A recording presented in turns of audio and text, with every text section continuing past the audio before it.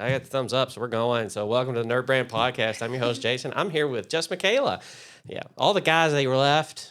They left us. Yeah, they're not sick. They just had stuff to do. It's been that kind of a month and week. But yeah, on this episode, we're talking about what if your brand was drunk? I know. You're sitting there watching this or listening now, and you're going like, oh, man, this is going to be one of those episodes. Here we go again. But think about it. What if your brand was drunk? You invite it over, hang out, and it shows up. And it's all like, I sell like razors in the aftershaves club. Well, does it make sense? Mm-hmm. Does the brand make sense? But first, it's really about thinking about attributes of your brand. I know that sounds like a weird tie-in. Attributes are just a single word that kind of describes your brand. It's kind of like what you immediately think about when you think of a brand. Mm-hmm. But a lot of times, brands have personalities, and these attributes are directly tied to that. So what if the brand was drunk? What would it be like? Mm-hmm. Would the personality be amplified, or would it be like really subdued? Like, dude. Mm-hmm. It's like being like an actual person. Yeah. Like what characteristics, or in this case, attributes, develop or create who you are. Yeah. Yeah. Like, are you the shy one? Are you like a little bit more monotone and timid, or are you like loud and funny and like boom? Yeah. Yeah. Exactly. In your face. I won't ask what you're like drunk. I'm a sad. She's like, depends on the liquor. Depends on the liquor. Yeah. Depends on the day. There's many factors to consider. For me, I think I'm a sad drunk. I think. I don't really know because I've never been drunk with anybody else that I can remember. And I haven't been drunk in like years anyway. Mm-hmm. It's a kind of a bad idea for me because of blood sugar issues. It's just like... I know. Diabetes runs in my family, so I need to be careful too. Yeah, exactly. But, things I think about, like, how would the brand act differently? So, and I was actually trying to do this exercise for ourselves as well, as I was just trying to brainstorm. It's like, how would NerdBrand act differently if NerdBrand was drunk? And I kind of look at John, as quiet as John is and as reserved as he is, and I look at Mitch, and then I look at us. You and I are the loudest. Yes. So I kind of feel like they would just get extremely quiet even more. Mm-hmm. And you and I would just be like annoying. Mm-hmm. We'd just be shouting at them into a quarter. Like, make it stop. John would get so angry. I feel like John would get angry. Start throwing things. I picture it. That's why I'm laughing extra hard. Yeah. I can. It's like just see a stapler thrown. Yeah. Finally, you just break Mitch, mm-hmm. And he'd probably join in. Just gets in a fetal position. Like, yeah. He just starts rocking back and forth, and he's just like, enough, shut up. And that's kind of like, you could think about, would your brand act differently? Would it be funnier? Would it talk louder? You kind of brought some of these up. Mm-hmm. Would it be more confrontational? Mm-hmm. Some people are like that when they're intoxicated. I know several friends that are like that. Like if something sets them off. Yeah. And I feel like that's like with a brand too. If something is set off, that's when the confrontation happens. And I feel like it's competition with another brand. Yeah. In a way, Yeah. I remember the burger wars between McDonald's and Burger King. And that's sort of come back a little bit. Mm-hmm. But I've always felt like... even with social media brands, there's that little bit of snarkiness in mm-hmm. with them and all. A friend of mine, he and I were talking at one time, and we wanted to do a video skit where all the brands, like we just get the T-shirts, one's Instagram and one's Facebook and all that, put them all in a room, and then Yahoo shows up. Wow. Drunk. Yahoo just walks over to Gmail and is like, hey man, I just found out your car warranty's out, and then everybody's just like, go home, Yahoo, you're drunk. Don't drive, Yahoo. Don't drive. Call your Brandon Uber.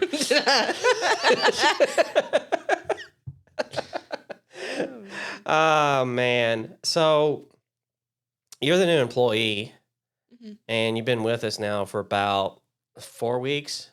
It's It'll be 3 months next 3 months? Next month, Yeah. See, this is why I don't like... It's just been... It's our... yeah. NerdBrand's been like the roadrunner ever since I got on here. Yeah. And now you know why we like have everything like so organized, because if it wasn't, it would be just this explosion of chaos and fizzle out. And, you know, I mean, it's just... the industry that we're in is very competitive, but it's also... It's just like that. Mitch alluded to that in a previous podcast episode about how it's always this way, where you're always running. My favorite analogy he gave, I don't know if you caught it, was the shark. That the shark has to breathe. In order to breathe, it has to keep moving to keep water through the gills to breathe. Because many people think sharks are just around just devouring whatever in their path. It's like, no, they're breathing. So, and that's an agency. That's what an agency has to do. I know this is like your second job. Is that right? Your second job, or like big girl job? I mean, yeah. Yeah, in a sense, yeah. I wouldn't count serving tables as my first big girl job. We'll leave any other body of places you worked at out of it. But so from an attribute standpoint, we have actually done this exercise as a team where we've gotten together and we've talked about brand attributes with each other. And we've only really come up with 2. And I think we've just kind of landed on that, because if you think too hard about it, then it's not a thing. It's just trying Pretty is easy, smart is hard. Yeah, yeah. So we have strategic and creative. That's very simple, but there was one that our graphic designer Reba was hinting at too, was that we're unique. Yes, we are, and it's because of our strategy that we utilize. We get more in depth and more in the nitty gritty of what separates your brand from everyone else's. It's parts from its competitors. And I feel like not only is that good, like from a branding standpoint, but like developing a professional relationship with that client too. It builds that trustworthiness that not a lot of marketing companies or branding agencies have to offer. They're just looking for the cut. They're looking for the dough, end of sale, or close a business. Yeah, yeah. And at the end of the day, we all have to close business to survive. But it's just putting that first is usually it's not a good way to start the relationship. It's sort of just think about personal relationships. Is that really how you want to start the relationship? You want to close the sale? I think those listening that are over the age of, anybody educated probably could figure out what I'm talking about. You don't do that. So are you thinking of, like, when you heard that from Reba, did you have any that popped into your head? You don't have to share them, or if you want to, you can.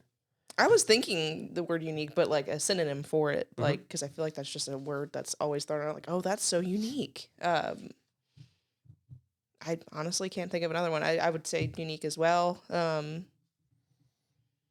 Trustworthy, I would say, is another one that we could tag in there as one of our attributes, because we know our stuff. We have the credibility and the expertise. Like, you have experience with WordPress since what? 2008. Yeah. Mitch has graphic design experience for over 25 years, and John had his own business with holding accounts and marketing background. So it just, as a team, we're very credible and very trustworthy, and the credibility establishes the trustworthiness. Yeah. We had a fun moment where we were exchanging an email. Robert, you can chime in on this, because it was pretty funny when Reba and I ended up, I think there's always that apprehension of how to introduce yourself at events, and it's awful. Did you have that? Do you have that feeling too when you have to do that? I don't even like to introduce myself at events anymore. I'm kind of like on John. Like John, last time we did that episode where John, you guys were talking about like going to networking events. I was kind of like really feeling John there. I was like, yeah, man, you're right. Just kind of stand there and wait for someone to walk up to you. But yeah, introducing yourself can be strange at those networking events, because it doesn't always. It's hard to be super authentic, especially in like those speed rounds. Yeah, you overthink a lot too. Like, okay, how am I going to introduce myself differently this time, or what do I want to do to make myself look better, or and when you're sound better. Yeah, and when you're, to tie into the topic, when you're drunk, you don't do that. It all comes out. That's why I just get drunk before I go to a networking event. I was wondering what was wrong with you that one day. And I think about like those BNI like type settings, like it feels so theatrical to introduce yourself sometimes, and I really really hate that.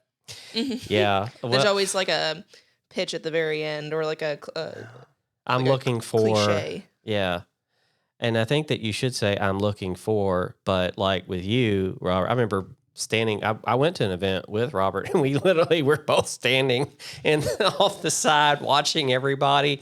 And the people running the event were like, get around and talk to people you haven't talked to before. And Robert and I like were having anxiety and we were like, no, I don't want to do that. I'm just here for the Like, cheese. No. Start twiddling your thumbs. No. Yeah. And, but we had quite a few people come up, it worked, but we do like so of a niche thing. There's not a lot of explanation that you can back behind that. Like he'll come in and say like, yeah, we're podcasting, producing podcasts for people. Yeah. You want to boil it all down. That's it. That's why I found like for people in our industry, like going to network events is great for us. Being part of like Leads group, I've discovered that it might not be great for people in our positions. First off, we are not B2C. We help people with B2C, but we are not B2C. So when it comes to generating leads for other people with the niche that we're in and with the corporate parts that we're in, it's almost a little unfair, because like I'm not a real estate agent, so I'm not going to talk to 100 people a week that might need a new roof, and I can actively see that. Yeah. Right, or they could really partner with a roofing company. Yeah, I've had that too, where I've been in a Leads group and other places, and I went to an event and I left one, not the one you're in, because I know they listen to this show. Not talking about St. Matthew's, Kristen, because I know Kristen's an avid fan. But it was another one, and they came up to me. They're like, one of the members, I really like her. She was like, "Oh, why'd you leave?" And I was like, "Because I don't have anybody to refer to you. None of the people that I know." It's a very honest thing to do. Yeah. You're like, hey, I can't bring you guys as much value besides my witty comic relief. Right. Yeah. That's literally where I was at with it. Yeah. And I was like, I can show up and do some humor and make some jokes or show up drunk or whatever, but that's about it. It's a social event for me. I could not literally, this one was at the point where I just literally could not add any value. And it wasn't a big deal for me because it wasn't far from where I lived or anything. So it wasn't like, oh God, I got to save gas, but it was just that. It was the idea that looking at knowing our brand and who we are, our attributes. I mean, when you know who, it's like a person. When you know who you are, you know where to go, where not to go, where your strengths are. And that's the whole point of branding is what we're getting into here is like, I don't care if it could work that way and everything would be appropriate to sit in a client meeting and get them drunk and then let them talk and then go like, okay, we know the message now, the real message, because everybody BS's at the beginning. Then they release the truth. Yes.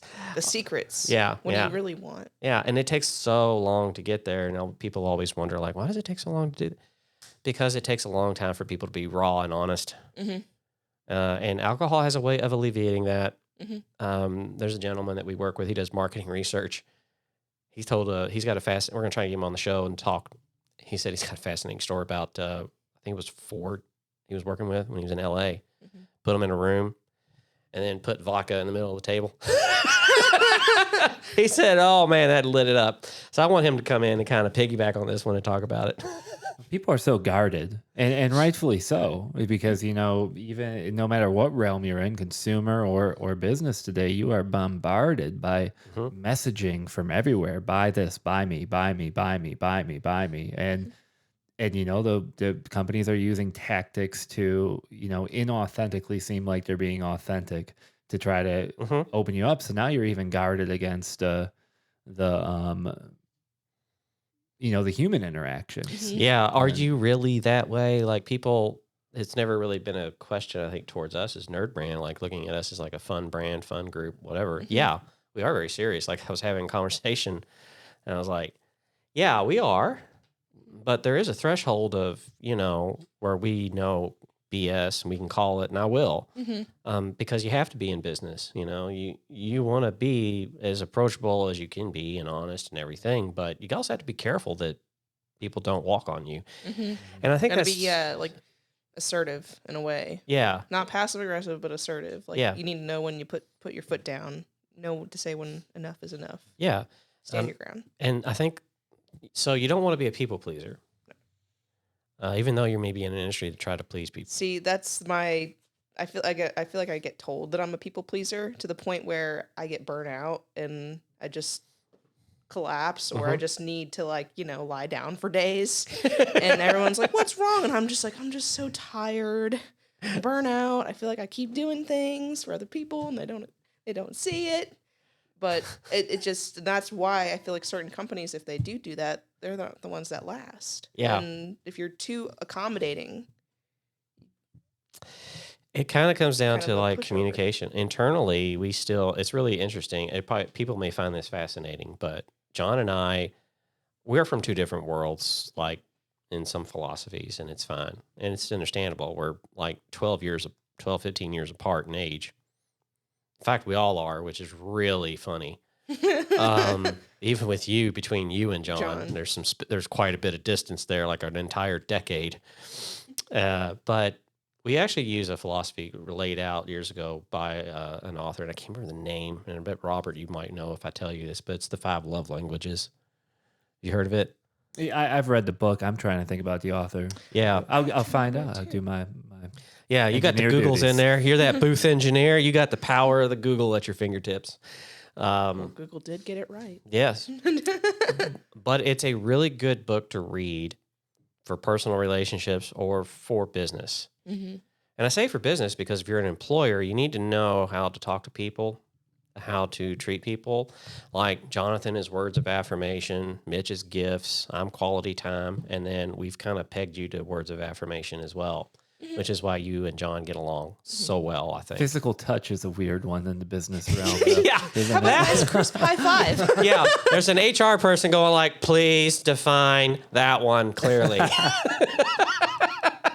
Yeah. Handshake, high five, fist pump. Yeah. So physical touch is not inappropriate. But there's people that will like reach out and say when they say something and they talk, you notice those people and who they are.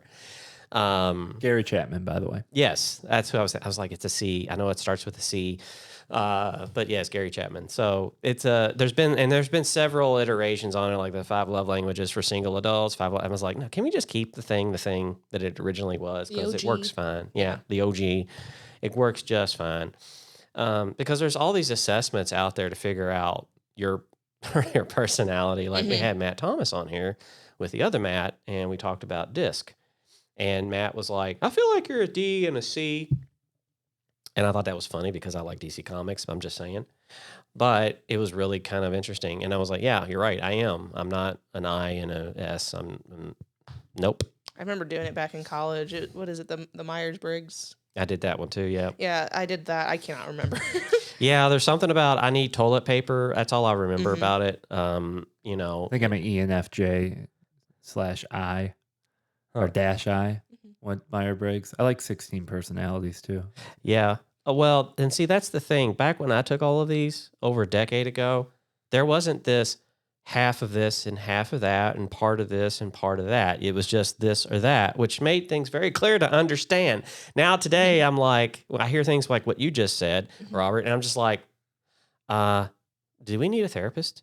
Are you okay? Well, don't we all? Yeah, well, now. So, but are you comfortable? Like, I think it'd be interesting if you take the DISC assessment if you're comfortable with it. I would, yeah. I mean, whenever when I did it back in college, I feel like it really depends on your mood too, and that may affect like brand attributes too, like the success of your business, foot traffic, or clientele, whatever. Yeah. Helps your business survive. It affects your attributes too. Like, are you, if you're struggling, are you more moody? Are you angry? Do you seem frustrated, passive aggressive? Or if your business is just booming, you're automatically just more giddy. Yeah. Well, everybody's happy when there's happenings. But so whenever I did those tests, I'm like, well, it depends. Like, what mood am I in? Mm-hmm. So Oh, yeah. I feel like it depends. That's a good point. It's subjective. I feel like in a way. Yeah, it is. I think I've read some research. I'll send it to you later on. But like people will take tests when they're at home and when they're at work, and they'll score completely different. Your personality. Typically, you can be a completely different person. Essentially, your work personality from your day-to-day personality. Mm-hmm. Yeah, I've noticed, because I know that when you came on to staff, the struggle of explaining like what you do and relieving stress from John and the day-to-day tasks that he has. That's part of it, but you're not a secretary. Like, you will have accounts that you manage. And that's just yours. That's so scary, but It's scary, but it is possible. It is possible, but it to what you said before, like you gravitate toward people that are sort of like-minded. You always do. Because as a and this is going to sound really weird, but it kind of is on brand. As a species, we're very tribal. We don't want to admit that, but we are. We're very tribal. We tend to gravitate to others that are more like us in how we think.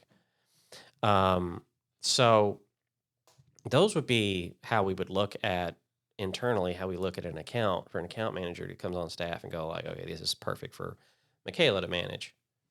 Not so much that one. That's more of a John thing, and that's sort of how we treat employment. Like, it's very personality driven. That's why I bring up the 5 love languages, is like, okay, well, this is how communication is going to go. This is how this person feels appreciated. And so when you do the DISC assessment, then that sort of gets into like, all right, so now I know really where to aim you when it comes to events and things, because some events are more relaxed than others. Like, Robert and I are terrible at events. No offense, Robert, but yeah, we I don't know, man. You look like you were like going to say amen or something. I have my days. I have my days when I can turn it on. Yeah, we're not really people. I think you can get, like, for me, I have to cycle between, like, I know when it's time for me to take a break from something. Like, I'll get burnt out, and then it's like, okay, well, maybe back away from events for a little bit until I feel like, man, it'd be nice to go to an event. And then that's when it's time for me to go back to an event. Yeah, and that's the mark of an introvert. We are not like backward. We just don't have that energy to just go and keep going. And there's people out there that do. I'm not saying you are either. I've already read you're not. You're like, that was fun. I'm going to go do things now.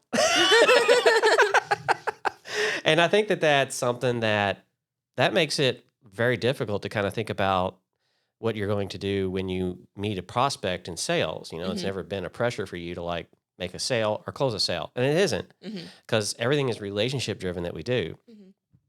But because it is really interesting to get out of that marketing mindset and really think about honestly who you are, and the attributes allow you to do that. Like, people probably look at me and have certain set of attributes they think of when they think of me. And that's the same for you. There's a list of attributes that you have, and it's something that we're going to internally do as well. Like, this is what I think of when I think of John. This is what I think of when I think of Mitch and Jason and Michaela. And they kind of look at the brand attributes and go, what's the DNA makeup of that? And it's really kind of how that works. It's like this one and this one, and you're going to see patterns, and you're going to go like, boom, boom, boom, there it is. When you try to approach it from a gimmicky marketing standpoint to project a message in an ad, that's where you get into the disingenuousness of it, I think. And it comes up the works. Yeah, and then they meet you in person, and they're like, no. Like, liar.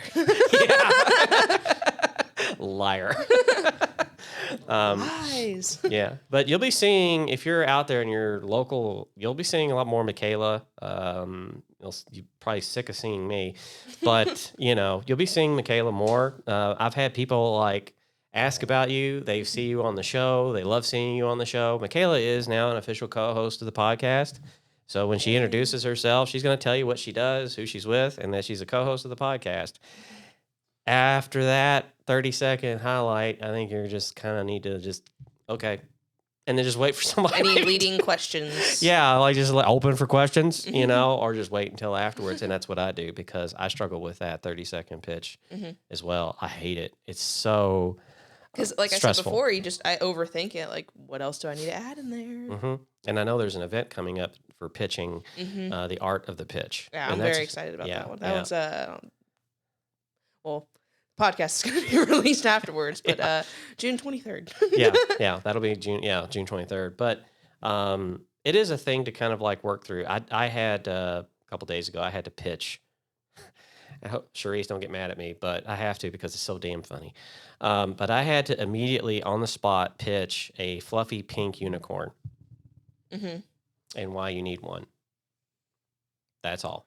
I remember doing that when I was in college. It was an improv thing. You were given like 10 or 15 minutes. You chose a partner that was in the class, obviously, and they had it was just like random products. Like they cut the pictures out of them, or they had them pasted on a presentation on PowerPoint. We had one of those sequence pillows with Nick Cage's face on it, and we had to pitch this. And I remember using the phrase because the song "Pillow Talk" by Zayn, he was a member of One Direction, a boy band back in like the early 2010s, and we're like, and have some pillow talk with Nick, and I just remember that. Like that pillow pitches itself, though. It does. Yeah. Well, we added like movie quotes from like something from National Treasure. I think we added as well. One thing, my business partner Rob Johnson, which is interesting. Not me, other Rob. Yeah, they got more than one Robert here. Could you imagine working at that place? Yeah. No, he does really good when he's introducing himself and he has to put the pitch. Like he has a good philosophy. He refuses to start with the pitch, even if somebody's like, hey, start with your pitch. Like he's always going to find something helpful, a topic discussion to start first, something that, he could give everybody with value no matter what, before he even introduces himself if he has the opportunity to talk. But by the way, I'm Rob Johnson at our company. Yeah, because that's the thing at the end of the pitch, and it's something you have to do, is always tell them where they can find you. Kind of like when I close out the podcast, it's the same thing. Where can I go and listen to this? Because you never know if you have a first-time listener. First-time listener, first-time caller. I don't know if you remember that reference or not, but that's from like an old radio show. I think it's DJX or Bob and Tom. And it's like they would have a skit come on. It's like, hello, this is Robert, first-time listener, first-time caller. Something like that. Anyway. But yeah, you'd always close it out with like how they can find you, where they can find you. And so, we've tried to wire up things to make it really, really easy to reach out to us and find us. I had somebody the other day directly email me, and, it's a little jarring when that happens because I'm like, is this spam? You don't know. Are you a person? Yeah. Are you really a person? Because things are weird right now. You never know. But it does happen. It is I kind of love how easy I can see through emails and LinkedIn messaging, holding like the kind of niche company that I'm part of with podcasting, producing, because I get dozens of emails a day from people being like, hey, Rob, I listened to your podcast. Here's my services. It was a fantastic episode. And it's like all the time, like, hey, we're a podcast network. It's not necessarily an individual podcast. So I can see that you've just gotten my name on an email list and generated a very non-custom message to me. So don't talk to me. Yeah. I had one from HubSpot, like in the subject line. It said, "Do we match?" And I'm like, "Is this a dating app?" What? Yeah, it was. Did you swipe right or left? No, I'm taken, so no swiping was happening. That's funny. But it was captioned, "Do we match?" And I was like, what is this? So I opened it up and see like the signature at the bottom. It was something pertaining to HubSpot and partnerships. I was like, that threw me off balance. You need to think of a different subject line. Yeah. When reaching out to us, don't ask me about again, we have the ability to help you name it, design the creative, probably even in concept it. But NerdBrand does not produce podcasts. You haven't noticed that. That's a differentiator too that's come up. You know, What's that? where I just have people asking me about that. Oh, if you produced a podcast? Yeah, because I got a referral I'm going to send you and have you reach out to them probably about that, because it's like, we don't do that, but we'll do the concept or whatever. Because you do have to differentiate yourself for it to be interesting at some point. Yeah. Anyways. They can reach out to me if they want. No, I'll just connect you guys on email. And I'll tell them to ask them if you match. Please don't. The guy that I'll introduce you to, he'll be like, I like this guy. He's funny. You'll like him.